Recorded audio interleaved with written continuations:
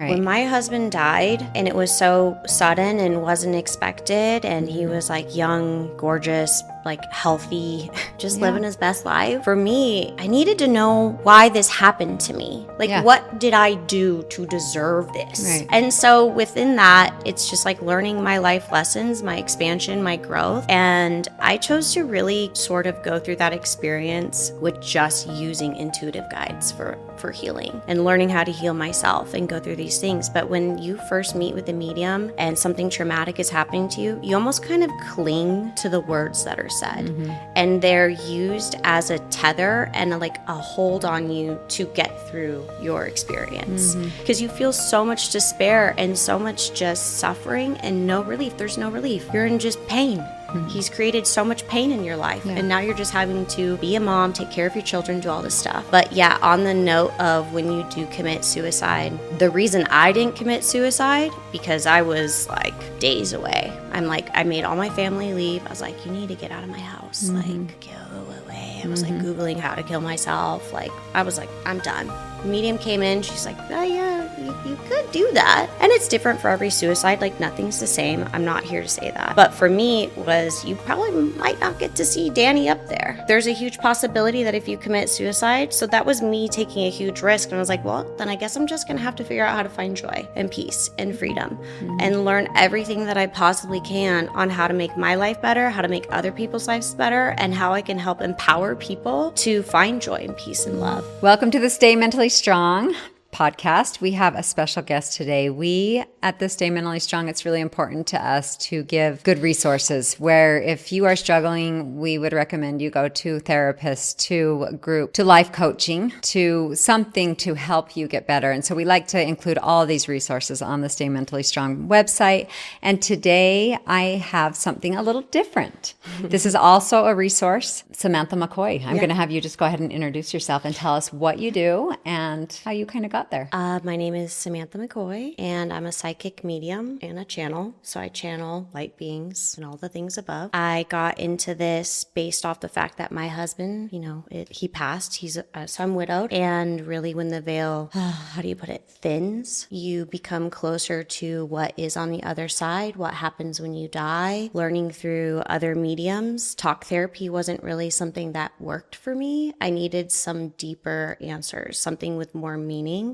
So stepping out of that, I realized how many different gifts we all have coming into the world and how we can share our light. And through that, I decided to dedicate my life to helping other people open up to the idea of eternity and what it means to fully express yourself and to live your life to your fullest potential. Okay, I love that. That's beautiful. Well, I will attest to that. I've had a couple people close to me die. Yeah. My first one was my high school boyfriend that I dated for years, and I had gone an LDS mission, and then he passed away in a car accident while I was gone. And that was the first time I was like, well, probably the second time, because a close grandma had died before that, or a close cousin, and then a grandma, and then this, but this was my closest. And I remember just being like, I have my faith and I have my beliefs, but what do I really know about, like, where are they? And like, what happened to them? And then of course, when my husband died by suicide 2 years ago, I needed answers even more. Yeah. Even though I thought I already knew, it's like I needed a little bit more. And I'll just tell you quickly, I was put in contact with a medium before my husband passed. And why? Gosh, I don't know. I think it was the timing to prepare me to be open to that when he died. Because I'm happy you see that. Yeah. Yeah. I'm talking like a month before he passed. Yeah. One of my family members came in contact, and I was kind of like, I don't know. And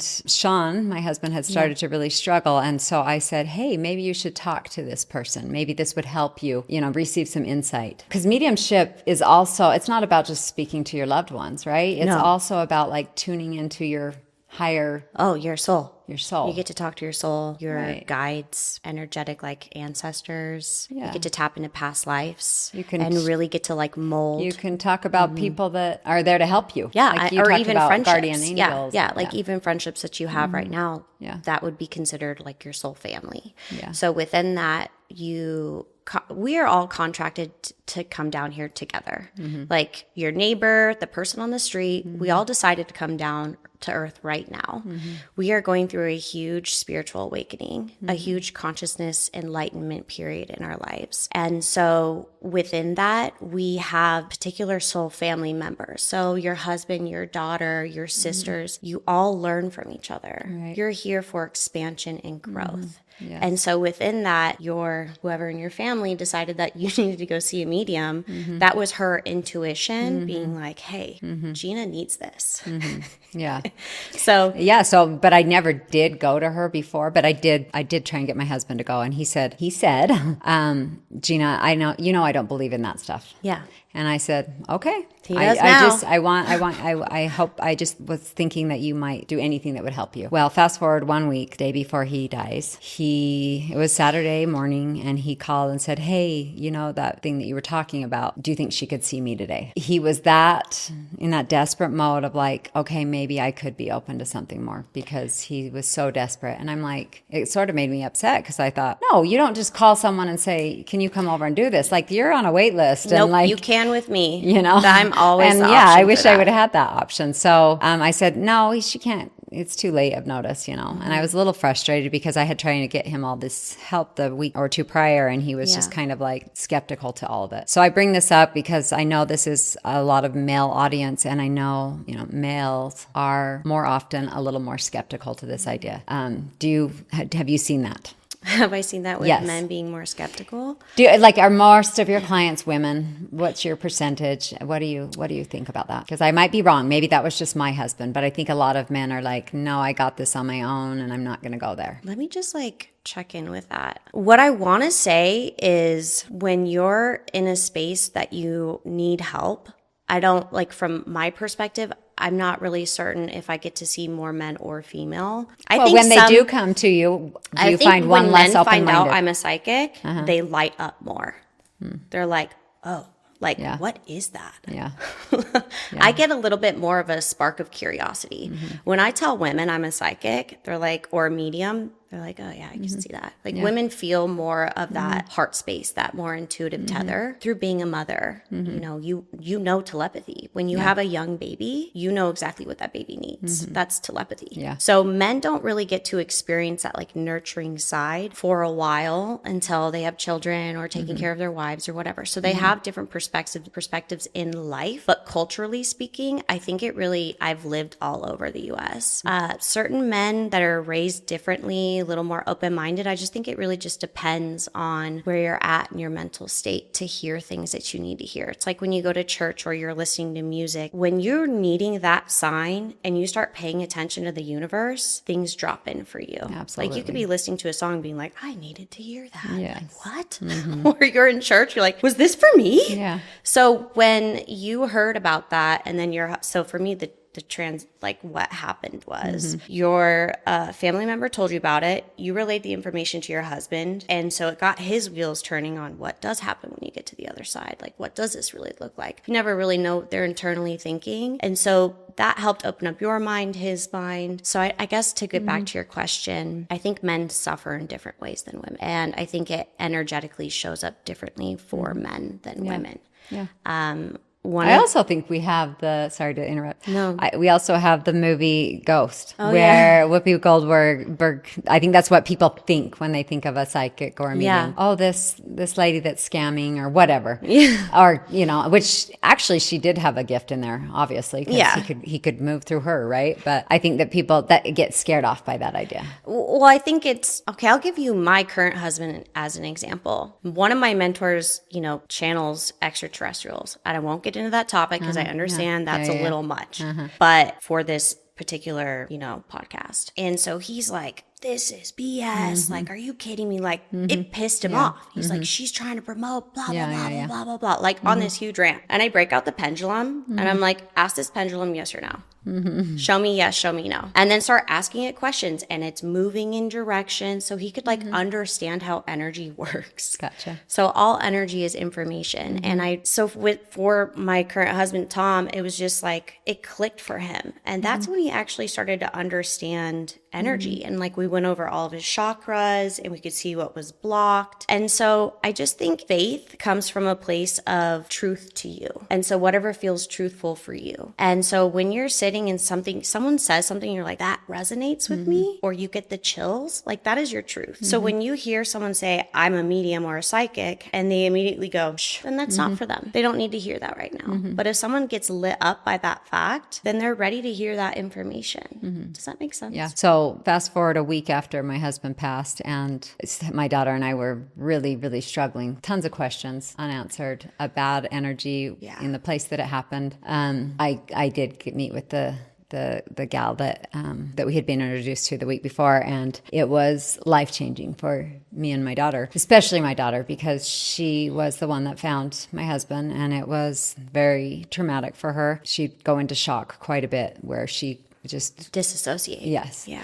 And so when we met with her, we didn't know what to think, and we just were open-minded, and immediately she answered some of the questions that were top in our minds. You know what I mean? And she immediately went to Ellie and just embraced her. So just to embrace, like what you're saying is you didn't even have to like actually ask the physical question. No, we didn't have to ask anything. No, I know that's the we didn't the ask point. anything. So that's the point. And why I think this is so helpful with men is with talk therapy is you have to like sit there and be like, and then I did this and this, and then this happened, this is how I'm feeling, which isn't bad. It's really good to get off your chest. But when you're talking to a medium, it's like it's cutting through the crap real quick. It's like, you don't have to tell me your whole life story. I can just connect up and just know. And then I can just answer your questions without you asking them. Yeah. Which is pretty powerful. Yeah. So it helps you get answers without you having to go, and I found him dead and blah, blah, blah. Yeah, she already knew all those things. Yeah. And she cleared those energies for Ellie, for me. And I think she that's cleared fantastic. the energy in that space that allowed us to stay in the house, that we wouldn't have been able to go in that room again ever. Yeah. And she walked us through there. I mean, so there was things that it was highly, like Ellie was kind of like, can she just live with us?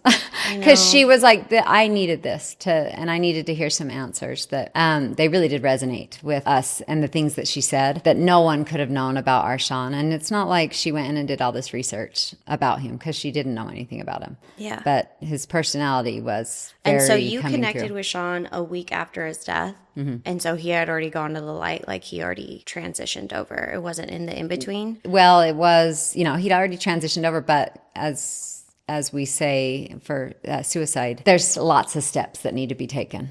So that was kind of explained to us that way. And so then after that, and I was like, when Ellie said, can she just like live with us? I'm like, then that made me scared, because I'm like, no, we don't rely on her. Like our thing is through God, right? That's what I believe. I believe we get our own, you know what I mean? Oh, I agree with you. But sometimes when there's that in between of confusion and, in the state of shock and all the things that we were in, it was almost like we needed something else. Well, you need something to help sort us of like see. cling on to. Like when my husband died and it was so sudden and wasn't expected, and he was like young, gorgeous, like healthy, just living his best life. For me, I needed to know why this happened to me. Like, what did I do to deserve this? Right.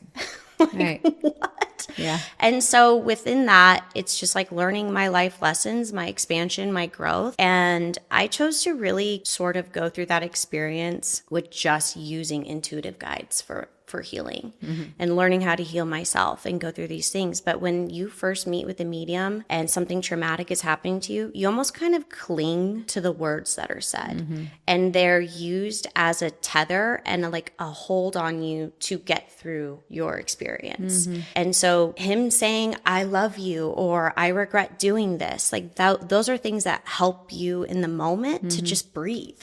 Because you feel so much despair and so much just suffering and no relief. There's no relief. You're in just pain. He's created so much pain in your life. And now you're just having to be a mom, take care of your children, do all this stuff. But yeah, on the note of when you do commit suicide, the reason I didn't commit suicide, because I was like days away. I'm like, I made all my family leave. I was like, you need to get out of my house. Like, go away. I was like Googling how to kill myself. Like, I was like, I'm done. A medium came in. She's like, oh yeah, you could do that. but there's so much work that has to be done. You're essentially in school on how to come back down here in this dense, like, learning experience that the universe is for us. But you have to learn so much. There's so much effort that your soul has to go through to even be able to come back down here to experience those things. And it's different for every suicide. Like, nothing's the same. I'm not here to say that. But for me, it was, you probably might not get to see Danny up there. Like, there's a huge possibility that if you commit suicide. So that was me taking a huge risk. And I was like, well, then I guess I'm just going to have to figure out how to find joy and peace and freedom and learn everything that I possibly can on how to make my life better, how to make other people's lives better, and how I can help empower people to find joy and peace and love. And find your purpose again. Yeah, like what resonates for you. And a lot of people struggle with, like, I just don't know what my purpose is and how am I going to, I just, like, nothing feels exciting to me. And it's really you being fully authentically you is being you fully expressed. Like, that is your fullest expression. Just showing up every day, like, these are my opinions, this is my voice, this is how I'm feeling, and doing the things that you love that light you up, that is living your purpose. That is you as a light, your source to God, to the universe, to source, whatever you want to call it. That is you living your potential right there. Is being truthful to you and helping other people find that truth, that perspective, the belief work to get to a place where they're just comfortable being in their own skin is literally what, like, makes me thrive. So what do you say to a man that's struggling and is just like, nothing is lighting me up anymore? Like, how do they find that sense of purpose again? And so I like to call those conditions: anxiety, depression, suffering, pain. I also like to call them, like, low vibrational. They're like low vibe. So when someone's in that state, I highly recommend talking to a medium because your soul is able to give you insight as to why you're feeling that way instead of questioning everything that you're doing. It's pretty, like, spot on, like, hey, this is what's going on in your life. But without connecting and telling and talking to somebody that is, like, truly struggling, I would let them know that what they're feeling is a condition and your soul is unconditional. So they don't feel the pain, the angst that you're feeling, because that is your closest connection to divinity, to God, to source. So down here on earth in your human form, that's the condition you're feeling. So I would take that as universal feedback on, what am I doing that is creating this emotion in me? What is creating this complete despair in my life? And start working through, is it like I'm fearing that I will be judged? Is it a safety issue? Am I always thinking about the future or the past? It's really hard for people in this day and age to stay in the present. And I think remaining in the present is one of the hardest things that we can do, but it really transitions your outcome. Because I know that if Sean chose to not be thinking about the suffering from the past or the future of his life, and he was just in his present, that he would feel love from you, his children, and all this, but you get so wrapped up in the condition of suffering that you're feeling. So I would take that as energetic feedback from the universe going, you're feeling this for a reason. Let's sit down and talk about it. Why is this showing up for you? What is happening in your life that is creating so much distrust in who you are? yeah, I love that. Yeah. So what percentage of people come to you that are just struggling in life in general versus they want to connect with a loved one? Probably the loved one is what really pushes them to come in. I rarely get somebody that's like, let's just float around in the ethereal together. Yeah. Well, I mean, that would come in and be like, I need help. Like, the majority of the time that I'm seeing people is based off a circumstance of needing help. I need help. I still connect with my mentors and other medium psychics. The other nice thing is it's a third party. You know what I mean? Yeah. Like, it's not connected. Oh, yeah. Like, and then another thing Because the emotions are so strong, you know, like Yeah. with the things I feel about Sean or whatever. And then the third party comes in and just kind of cuts through. And also, I feel like when you're doing this work as a medium, there's an immediate connection. You can, even as the person that's getting the reading done, feel it. Like, you get to feel the connection when you're in it. And I find that to be super powerful. And also, being a widow or somebody that is suffering so deeply, the amount of isolation that you just feel is so totally rocks your world. And so when you get to meet with somebody that is connected to your soul, to a loved one, you immediately feel this sense of, like, calm and ease. Like, everything's going to be okay. We're going to work through the issue. Yeah. And then they get to just, like, talk their face off to me, and I'm like, calm down, let me, like, connect up for you real quick. Yeah. And we'll get to the root cause of it. And I think that's like super powerful. It's like cutting the line. It's like, oh, I don't want to stand in line for, the rest of my life just trying to figure out what's going on. Let's just connect up and ask. Do you ever feel like, oh, I'm not getting that connection? What do you mean? Like, okay, if I wanted to connect with my loved one and you're going to connect for me, do you ever not get that connection? Like, do you go sometimes like, I'm not getting anything today? It's actually like a beautiful question. I love that. So one of the things that I like to tell people before I start the session, before I connect up, is you are your own individual soul and you have your own boundaries. You might not know them, but your soul does, and your guides do, and your angels. So anything that you don't want me to know, I won't know. Like, boundaries are so strong. And I was doing a trade reading with another psychic, and I hadn't met her before, but she's a part of the same community that I'm in. And I went first and she went second. And she started saying some stuff where I was like, I'm not sure she's really connecting with the light. And me, my human self, was like, sure, go ahead. But I knew that if she wasn't doing it the right way and I wasn't going to be protected, that she wouldn't be able to connect, and she couldn't. And she's like a very successful. Did she admit that she couldn't? Yeah. Okay. Yeah. But I was like, it does work. Like, if you don't actually want it, you're not going to get it. And so you have to show up willing. Yeah. But even me, I was willing to do it, but my soul was like, we're not playing with that girl. Yeah. So I think that's really empowering and super powerful. And it also doesn't allow you to feel so cracked open, or say you've done something that you don't want anyone to know, like, and you have that hard boundary, your soul's got you. Like, I won't know. Yeah. That's interesting. Yeah, because I'm sure that does hold some people back. They're like, well, I don't want my life to be spread wide open for somebody. Exactly. And so I love to tell people that I feel like it makes you feel comfortable in your own skin and not like, oh my gosh, she's going to know everything. Yeah. When I've struggled mainly with women. Some of the women I've been seeing lately have like a really blocked throat chakra. And so when you're talking about energetics and she went through your house and like cleared out the energy, I'll do a process where we go through with a couple different ascended masters or archangels and just clear out all of your chakras and get them all aligned. I do a process where we do a meditation and I'll ground you. Like, there's a lot of different things that I can get you to feel comfortable.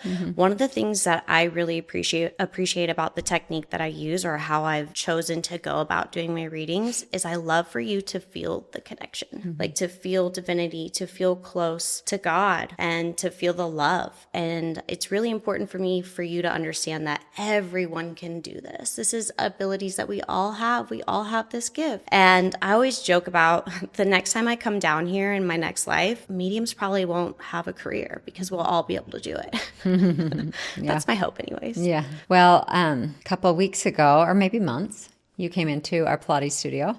I was teaching, and I think that maybe you had talked to somebody that knew me, Cheryl. So you knew my circumstance.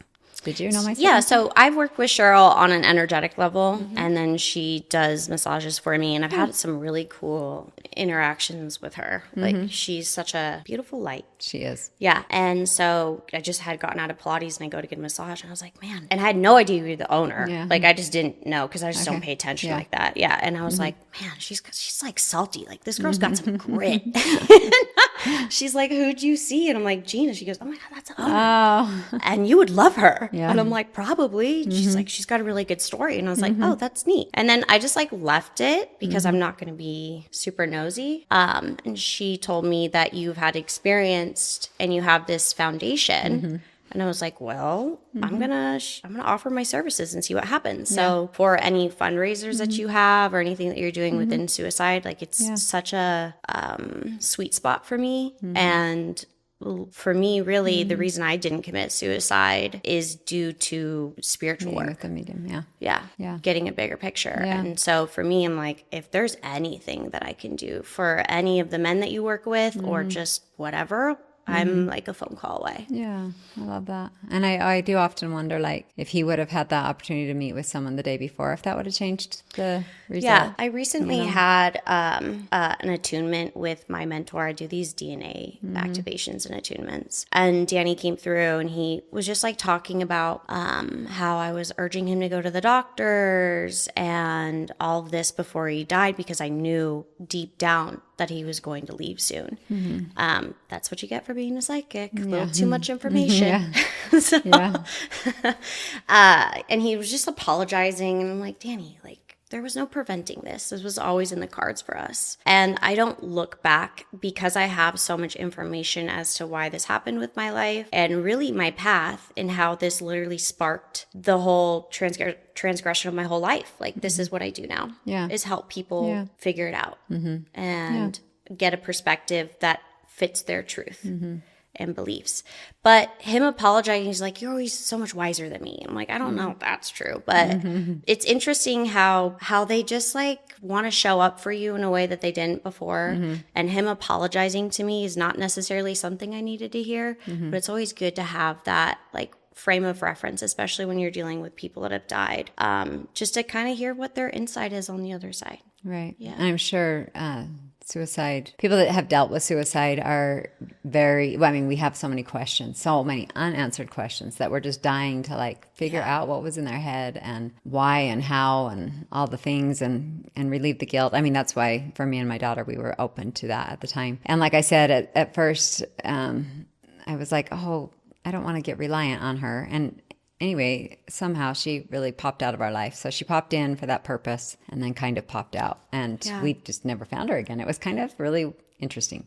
Yeah. So, but then fast forward, to when I met you and you said, well, I could do a reading for you. And I was like, okay, can I do this again? But it was a time in my life that I actually had some more questions that needed to be answered. And I didn't even tell you those questions when we went into it. And I think that you told me that generally you don't know the background of the people much. Well, yeah, because like you don't go on Instagram and look at like how many kids do they have? What, because you want to just connect and have like a real clear. Yeah, I mean, Sean came in immediately before even, because I do a pre-connection before every reading, just because I like to know, I call it like your spiritual jar. Like, how full is it? Yeah. Like, where are you in the gauge so I can understand how to talk to you? Yeah. He was like at the ready.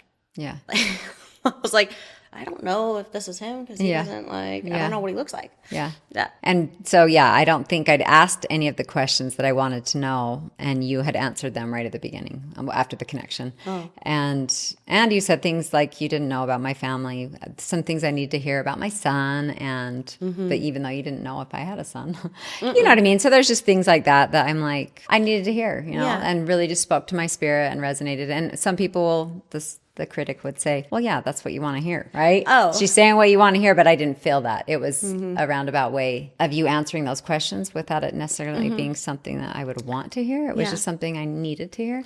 Yeah, I just like within my personality, I get told a lot, like I'm pretty blunt and just like straight to the point. Yeah. So definitely the way I do readings, it kind of, that is my personality. But when you're a medium, your biggest job is to just get out of the way and become a facilitator for the energetic information from the divine. And so part of the reason I don't do research is also I'm not on social media. I never have been. Like, I'm so off the grid. Like, I got a website, I got a phone number, I'm here for you. But other than that, like, I don't understand. Like, I just heard the term spiritual bypass. I'm like, I don't even know what that is. Like, I couldn't even tell you. Yeah. So being so detached from the way that people are, I think it makes me a better reader, just because I'm not trying to feed my ego. Yeah. Because ego has no place in the work that I do. I can't. And, probably after this podcast, if I remember, I'll probably be in my car like, oh, I should have said this or whatever, and then I'll start beating myself up about it. But in reality, like, whatever is showing up right now, this was already manifested for us, because manifestations aren't a linear thing. And it really was when you were ready and I was ready to do this podcast. And that's kind of where it happened. Like, I didn't know that meeting you that you do anything like this. It's not like I looked you up before I even talked to you. Yeah. I just knew that you were my Pilates instructor and I could feel something. And I'm like, I'm just going to offer what I do. Yeah. But it's always nice to hear, like, sometimes with belief work, and I tend to lean a lot with people that need belief work. And I think it helps with just my personality that I'm able to just say the thing, just get out of the way and say the thing. Like, this is what they need to hear. I'm not a part of it. My ego is out of it. I'm just saying it. Sometimes it sounds weird. It's like you, the sheep. Sometimes it's unpleasant to hear. Yeah, it's like the sheep. Yeah. So I'll just share real quick that the first thing that when you connected is you said, I see a lot of sheep around you. Yeah. And I was like, I don't know about sheep. And you're like, well, rolling hills and green and sheep. And I said, so I was thinking, I don't know. I thought maybe because Sean loved New Zealand and there's sheep everywhere. We went on a trip there and he wanted to move there always after that. So I thought maybe that. But then I let that part go. And like 2 days later, my daughter's like, will you take me and my friends to see a movie? It's $5 Tuesday. So I'm like, well, let me see what there is. And the only movie that was appropriate for their age was The Sheep Detective. I don't know if anyone's seen that, but I was like, okay, nothing rang to me. But she said, you can just drop us off. And I'm like, no, I think I'll stay with you and just watch the dumb movie. Yeah. I'd never heard of it. Sat down, probably 15 things in there spoke to me about the sheep and that I'm supposed to be the shepherd. Yeah. And to help these people, these men now that are struggling. And it just really reiterated my calling and on so many levels. And I'm like, how would you ever have known anything about a sheep? No. And like, that sounds weird to me. Yeah. Why did you even bring that up? As Samantha, I'm like, sheep? Like, why am I saying this right now? Yeah. So I'm sitting in the movie theater and with 10 kids, 10-year-olds, and I'm bawling. And it's a kind of a funny movie, but everything that they're saying is like, either something Sean needed me to get. Sean needed me to understand things that I've been praying for the last couple of weeks. All of the answers are there. And so I immediately went home and wrote down all my ahas. And I need to watch the movie again because there was so many for me that were like, hello, hello, hello. Yeah. So it was just like that little thing, that connection. Yeah. I mean, ahas are what make us have faith in our reality. Mm-hmm. Like aha moments are what I like to call downloads. They're the truth. Like you get this like, aha, all of this makes sense now.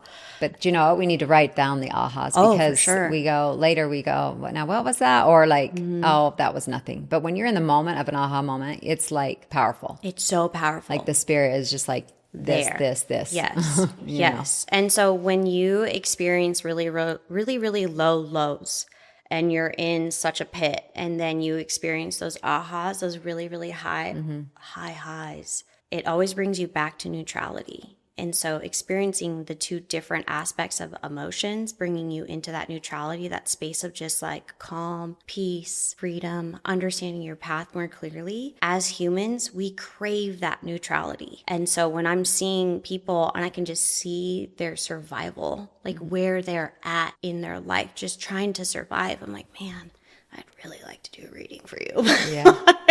So I get it. And I think it's really powerful that you were able to have a reading with me and then remain open, even though maybe hearing some things you didn't necessarily want to hear, and you didn't just completely shut it out, and you were still able to see the signs that God was giving you. Yeah. And I think right there is, for me, I could never do a reading again. I'd be so happy with just knowing that. Yeah. Yeah. Yeah. Okay. Well, where do we find you? Where do our listeners find you? And if they want to do something like this with you? Yeah. And is it intimidating? To work with me? Yeah. I think people would be like, oh, what does this look like? I think you could just show up and not need to say much and we could do work. And and that's exactly what I did. I was just like, I'm here. Yeah. Work your, like. It's so funny. Like I didn't even really know your personality. Yeah. Like we didn't have a lot of conversations before. Yeah. There was nothing really that was said. Mm-hmm. But I think talk therapy can be intimidating and group sessions can be intimidating. Mm-hmm. There's a lot of space for judgment. With mediumship and just connecting up and talking to your soul and talking to people that love you and your guides and all this is really just a space to feel heard and find peace within yourself. I don't find it to be intimidating, and you don't have to say anything. You know, like if you don't want to, that's what I was getting at. Like you just show up and like you can just be. Yeah, it's definitely so. There's really nothing to lose and try it. You know what I mean? Yeah. I have a website. It's SamanthaMcCoyMedium.com. Okay, and we'll post that on the notes and also on our website. Yeah, and then you can always text me. You can email me. I don't really care. I mean, if you need help, I'm here to help you. Yeah, and if you're in a crisis situation, you can get people in. Oh, for sure. Like quickly. I'm such a go with the flow kind of girly, and I can already just understand when somebody is suffering, and then also being somebody that suffered so deeply and was just completely torn to pieces. You know what that feels like. Yeah, and then we were talking about Maddie and the vulnerability. You're like, but he's more open to these things.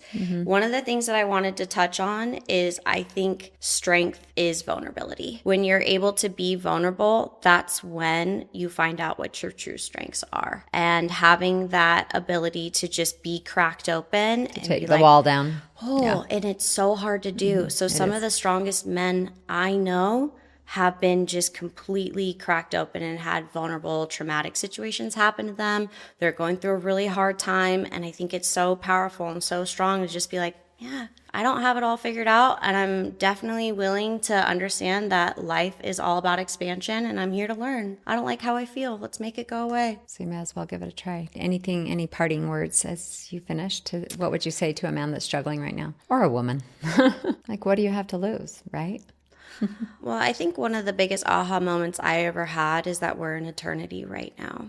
And to understand that if you're on this side of the veil or the other side, there's always work to be done, like always work. And so to move through life together and finding that connectedness and that love and that peace and freedom really, really, truly is obtainable over here on this side of the veil. We're capable of doing that together individually. There's no need to feel isolated. Whenever you are needing something in the universe will show up for you. God will show up for you. Just pay attention to the signs. Yeah. Reach out to the people. And it doesn't even have to be somebody that is so close to you that you don't feel comfortable talking to. There's so many other facilitators out there. There's so many resources. Yeah. Awesome. Thank you. And thank you for being here and sharing all of your insight and for showing up for me as well. So I appreciate it. Thank you, Gina. Okay. Honored to be here. Thank you.